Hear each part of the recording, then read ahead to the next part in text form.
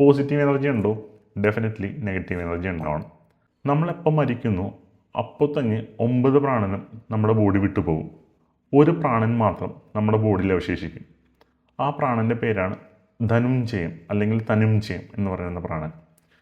തനുഞ്ജയം എന്ന് വരാനുള്ള റീസൺ എന്ന് വെച്ചിട്ടുണ്ടെങ്കിൽ ബോഡിയെ കീഴ്പ്പെടുത്തിയ പ്രാണനാണ്. ഇതെപ്പോഴാണ് പോവുക എന്ന് പറയുന്നത് വെച്ചിട്ടുണ്ടെങ്കിൽ നമ്മുടെ അസ്ഥി അല്ലെങ്കിൽ നമ്മുടെ സ്പൈൻ പൊട്ടിക്കഴിഞ്ഞാൽ മാത്രമേ തനുഞ്ജയ പ്രാണൻ അല്ലെങ്കിൽ ധനുഞ്ജയ പ്രാണൻ പോവുകയുള്ളൂ. ഈ പറയുന്ന ചിത്രത്തെ എടുത്തിട്ട് എന്തു ചെയ്യും?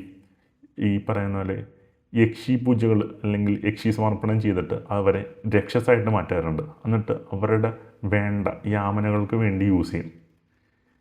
ഇപ്പോൾ അവരെന്ത് പറ്റും? അവരുടെ ആവശ്യത്തിന് വേണ്ടി വരുമ്പോഴാണ് ഈ പറയുന്ന നല്ല ബാധോപദ്രവം പ്രേതോപദ്രവമൊക്കെ ആയിട്ട് ഉണ്ടാക്കുന്നത്. ഈ മന്ത്രവാദികളോട് പോകുമ്പോൾ അവരെന്നെ വിളിക്കുന്ന പേര് കരു എന്നാണ്. അത് നമ്മുടെ ചെസ്സിനകത്ത് യൂസ് ചെയ്യുന്ന കരു എന്ന് പറയുന്ന സംഭവം.